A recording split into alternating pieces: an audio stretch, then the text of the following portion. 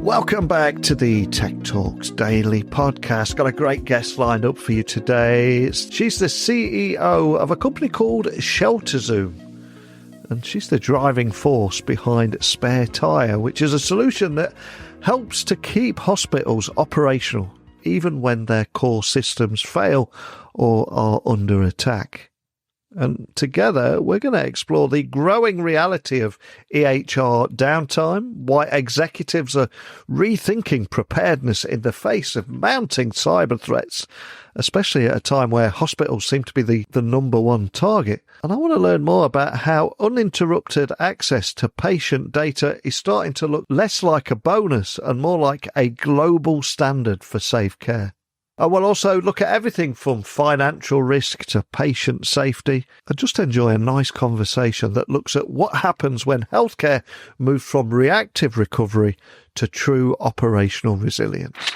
Before introducing today's guest, I just want to give a big thank you to my friends at Denodo, who are helping enterprises make sense of the data world. For example, are you overwhelmed by data chaos? Because between AI hype and lakehouse sprawl and siloed systems, it can feel impossible to keep up. But Denodo is helping you cut through that noise.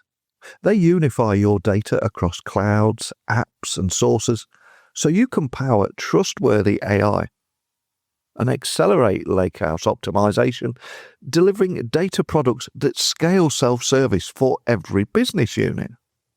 Now, whether you are a CIO, architect, or analytics leader, Denodo will help you engage faster and deliver real results. And with their partners, you can also modernize without disruption.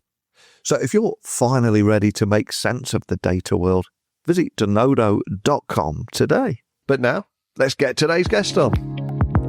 So a massive warm welcome to the show. Can you tell everyone listening a little about who you are and what you do?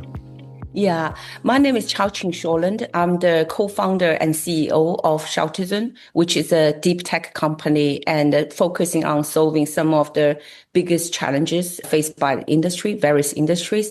So through our 8-year innovation, we have actually created 3 platforms. So from the document tokenization, which is our invention to create the world's very first document token to fully protect your content files, to track, for you to own your content documents, and to the EHR downtime resiliency, which is through a product called Spare Tyre, and it's dedicated for healthcare, solving the EHR downtime problem. Now we are creating the 3rd platform, which is going to be launched very soon, is to eliminate AI hallucination, data inaccuracy, and the data leak caused by AI. So we're basically providing a very simple plug and play. You can integrate, and then it can make sure your data is so accurate and so secure. The AI threat is going to be eliminated as well. So really the whole dedication of our companies solving major cyber issues or anything like a risk you will expose your organization or your clients, your patients, and making sure everyone gets protected. Wow. And I'd love to dig a little bit deeper on the problems that we're talking about here before we talk about tech and solutions, because healthcare leaders, they often talk about the need for greater resilience, yet downtime events still halt care. I think we've seen examples of that on both sides of the pond. And I'm curious, from what you're seeing, how are CIOs and CISOs, how are they rethinking their preparedness now as they look towards 2026? And especially that EHR interruptions are becoming so regular this year. It's a regular threat rather than a rare one now. So what conversations are you having here? Yeah, so if you look at the awareness from the awareness point of view, and all the executives, like the leaders in hospital systems or even ambulatory, they definitely are more educated now, and they are aware it's really one of the biggest challenges. However, how they take the approach is very different. So you have very innovative or leading type of hospital systems or, healthcare institutions. They generally take a more proactive approach and they want that problem solved. And they don't just sit there and waiting for someone to hand the solution to you. And then everyone else already adopted, you become a follower. Because in this world, if your hospital get doesn't matter, it's ransomed or just system goes down, like last year, the CrowdStrike, it took down 750 hospitals inside the United States. So it's a big problem. Doesn't matter the cost of that. And you need to be prepared and take a more proactive approach. But we still, unfortunately, do see a lot of, C-level people still very much in a passive wait and see kind of mood. And I think it's a really good time for them to rethink how they actually address this challenge. Yeah, and I think the Ascension incident showed how downtime can delay surgeries and even slow life-saving decisions there. So when you speak with hospital executives, when you're sat in front of them, what part of that story resonated most, and what does it reveal about the cost of disruption in real clinical settings? I think everyone's concerned, genuinely concerned from the ascension to change healthcare, which impacted more than 95% of all the healthcare systems, right? So I think they really understand that the cost and also the downtime duration. It's not like a few hours anymore. You could go down for 2-3 months even without any system in place, just pen and paper. And you cannot turn patients away because they have illness, they have to come to your hospital, get treated. You can't do that either. Then your cash flow runs out. So if your cash flow runs out, typically every hospital carries 45 to 60-day cash, right, to continue operating. But during ransom, it's not only you're paying the ransom, plus your cash flow is really very limited because the insurance claim cannot come back. And then now inside the United States, I'm not sure about the UK, is they're really implementing 48-hour window. You have to submit for pre-authorization before you do any surgery procedure, and within 48 hours, you have to submit. Otherwise, you can't get the reimbursement. So it's a very challenging situation. I think genuinely hospitals are so well aware of that now after major incidents. What you have seen is only just one or two examples. It is literally so many hospitals got ransomed over the time, probably not that well publicized, but they typically go down for 16 days to 27 days. And one of your solutions, Spare Tire, that positions uninterrupted EHR access as a new baseline. So I'm curious, how did that IT idea take shape, and what convinced you that fallback capability during an attack should be treated as a standard rather than just an operational safeguard? Yeah, so what happened was it's really by incident, we found out this was the biggest problem faced by all the hospitals.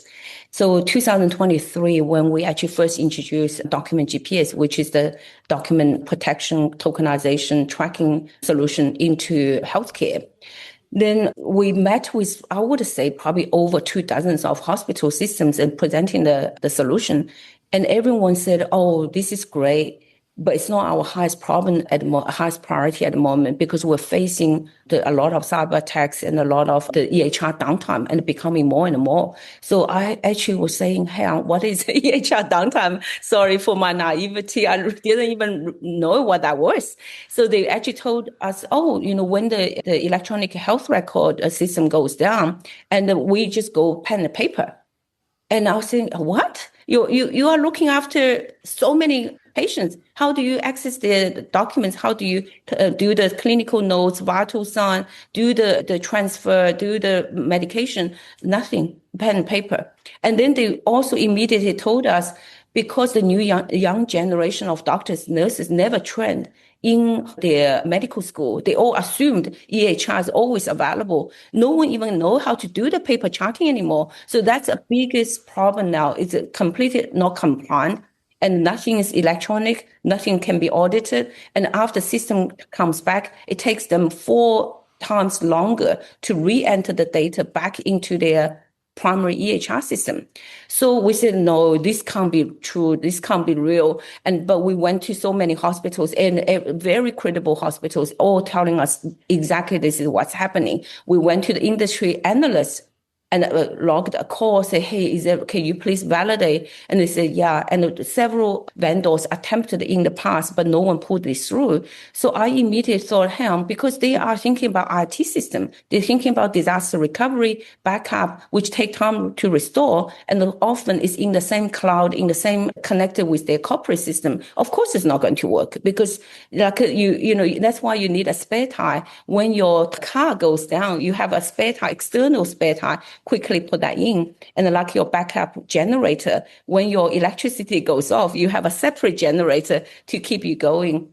So that's how really we realized, wow, this is a massive problem. Even just for the humanity side, we should, now we know this is a problem. We should try to help solve that. So it was a very deep journey, last 2.5 years or close to 3 years. But we're just so glad that we actually, the first company succeeded, build a platform, can eliminate the EHR downtime. Wow. I mean, returning back to pen and paper is one thing. And many hospitals, of course, still rely on recovery plans that only actually activate after a breach has occurred. And so many different organizations are focusing on a more proactive than reactive approach now. So what patterns do you see in these reactive models, and how does an always available fallback, how does that change the way that clinical teams could work during an incident? Because it's so desperately needed, isn't it, in this area? Yeah. So even the downtime procedure, they kick in. So every hospital, every clinic does have a downtime procedure. So downtime procedure is mainly looking at read-only access for certain EHRs. If they do have that solution available, then use pen and paper to continue operating. But a lot of times, like clinics, they just call patients, say, don't come in, we don't have system, and lose a lot of, the appointments. So, but the hospitals obviously much more urgent because they have patients like maybe in the middle of surgery, in the middle of, getting treated. So the downtime, that kind of very reactive mode is generally just pen and paper. Every hospital is still on pen and paper. I haven't heard one is not on pen and paper. Yeah, it's after hundreds of hospitals engagement and zeros on a live, like a frontline worker driven spare tire type of approach, because our goal is to make frontline workers don't experience downtime, and the other more reactive ones is more about IT, how they take time to restore the backup system. Because it's a very different ball game and a different approach. And it is a different approach because, as you said, ShelterZoom is known for its patented tokenization approach and deep control at the file level. So how does that foundation influence the design of spare tire, especially when hospitals need both strict protection and zero interruption? And why tokenization? Yeah, so our company ShelterZoom was kind of like became pretty well known for the blockchain tokenization technology, and so that actually led us into the cybersecurity space, data protection, and having real protection around your data, around your file, instead of just database level protection, which can cause ransom, can cause other type of incidents. So I think the awareness of the cyber posture and also the solutions could be truly innovative rather than just relying on traditional type of approach. It does, help us shape up how we see the spare tire, and we want to become the spare tire, reliable spare tire, not some spare tire also goes down at the same time, right? So, but there were a lot of the technology and also the method challenges because with the current landscape of the healthcare, they're not so mature enough wanting to take on tokenization, underlying technology. They're not so interoperable because the interoperability is a big challenge, especially in the US. And so lots of things you have to navigate through and really provide the value. At the end of the day, people want to see value. If the value is there, they will come on board. But if the value is not there, doesn't matter how fancy the technology is. So we just take a step-by-step approach, sorting out it has to be external resiliency, a second stack, rather than relying on the primary corporate or EHR stack. Because if, say, like a few weeks ago, when the major cloud system goes down, everything goes down. Right. It doesn't matter how good your backup system is, you don't have accessibility anymore. So we basically have all the architecture ensure it's a external secondary system and it can be going anytime. So as we mature ourselves, we're including more and more like multi-cloud strategy. If you're on certain cloud, you can choose another one, vice versa. And there's a lot of, the future cybersecurity roadmap, resiliency roadmap we are looking at as well. And with ransomware, AI-driven attacks and business email compromise rising right across healthcare, we've seen many examples there. How are you seeing executive priorities shift, particularly around continuity, trust, and that pressure that they must be facing to keep systems live, even when in the middle of responding to an attack? So I actually have to say 2024, literally everyone's top priority is cybersecurity. It was just given. Everyone realized that's for survival. It's not even for a nice to have or something like getting extra something. That's for survival. And then now the cybersecurity whole thing came back again after the huge AI wave, right? So this year, most common organizations unfortunately got distracted by AI, and the AI actually now triggering more cyber attacks. So that's kind of a vicious circle. You always have to stay on top of that. So now the hospital priorities coming back again, really shifting back into cybersecurity and making sure that actually is in place before they can deploy AI. So now we're becoming a foundational priority and that piece for them. So yeah, I have to say the traction on spare tire is enormous. It was way beyond what we imagined, and because everyone needed that, and they need that to be in place before they even can introduce more AI or other type of innovation. And spare tire, that sits inside a broader vision for cyber resilience at ShelterZoom. So as we head towards 2026 and you start thinking about the next phase, what changes do you expect in how hospitals will govern their data, maintain visibility, and ultimately keep care moving during those unexpected attacks? Yeah, I actually expect hospitals don't really have any tolerance anymore for downtime. They really have to use that as a standard. It's more a standard rather than just something nice to have. And because downtime triggers so much cost, right? Not only just patient lives, and that's the most, critical part, but also the hospital really suffering from the reputational damage, from the stress of the doctors, nurses, staff. Really everyone's already burned out. And this actually adds another incredibly, the kind of high stress onto everyone. Plus the cash flow is a huge problem. Revenue, $1 to $8 million loss every day. So all these numbers adding up, they understand that the downtime is non-negotiable. So that's really where our spare tire could actually, as a resiliency tool, not just the cyber resilience, even plan outage, system outage. Any time you have a outage, and we can reduce your financial risks and also save patient lives. And I think that is a powerful moment to end on. But before I let you go, none of us are able to achieve any degree of success without some help along the way. Very often somebody sees something and has invested some time in us and inspires us along that journey. So I've got to ask, who are you most grateful towards that maybe helped you get you where you are, that we can give a little shout out to today? Who would it be and why? I think it's the other co-founder of ShelterZoom, Alan Alishahi. And he genuinely gave me such a big platform, big stage to show off my talent, to contribute, to, help the world solve problems. Because I actually put a Thanksgiving post out on my LinkedIn the other day. And then I mentioned when I arrived in the US 8 years ago, I'm from Australia, by the way. So yeah, he was the only one I knew. So I knew no one in the whole entire country. So after, we became partners and start working on ShelterZoom, ShelterZoom, I really learned, because my background's more enterprise architectural, chief architectural in the technology space, right? Innovation, technology, how we support business outcome. He's from the business side. So he really his way of handling things, think about what people need, and all this really influence how I think about, our solution, how actually we can really maximize people's ROI and, make sure the customers we serve truly see the value, truly see the, the help we're giving them. And then plus the way he actually talks to people, very interesting, just how he was tell the story, so simple, because I actually very highly academic and people see me very intellectual. And so my language sometimes a little bit too much for people, they don't understand, for example.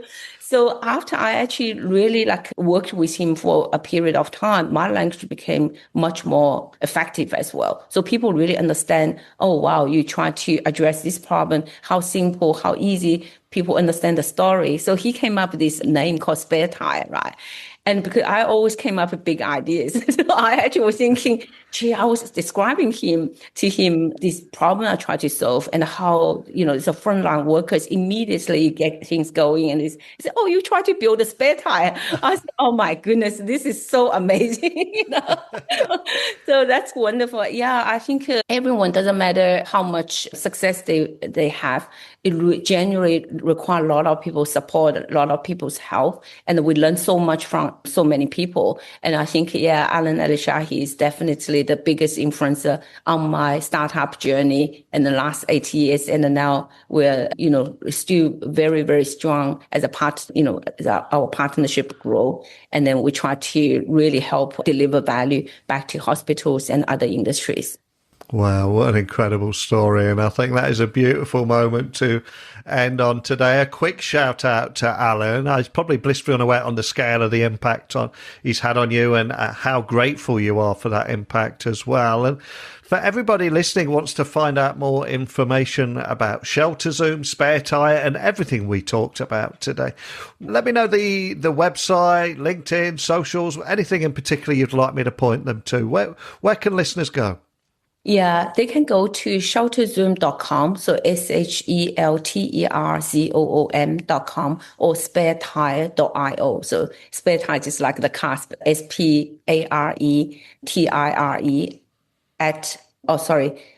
.io. So the other channel we use a lot is LinkedIn. So we are active on LinkedIn and a few other social media channels, but they can find us.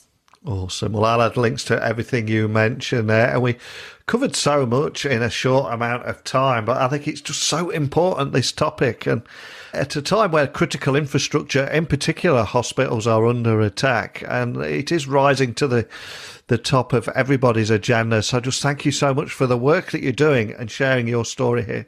Really appreciate your time. Thank you so much, Neil. Yeah, really a pleasure to talk to you. And also thank you for the opportunity. I think if the last few years have taught healthcare leaders anything at all, it's that downtime is no longer a rare crisis, but an expected risk that must be planned for. And my guest shared why fallback access, real continuity, and file level protection are all becoming central to modern healthcare strategies. Along with that broader role ShelterZoom is playing in protecting digital content far beyond the hospital walls. So to find out more about ShelterZoom, Spare Tire and their work and how they're transforming healthcare resilient, head over to the website. I'll include links into the show notes. And as always, I'd love to hear your thoughts on this episode or how your organisation is preparing for the next inevitable disruption. You've heard from my guest. I'd love to hear from you. So as always, techtalksnetwork.com, LinkedIn, just at Neil C. Hughes. Let me know your thoughts. But that is it for today. So thanks as always, and I'll speak with you all again tomorrow.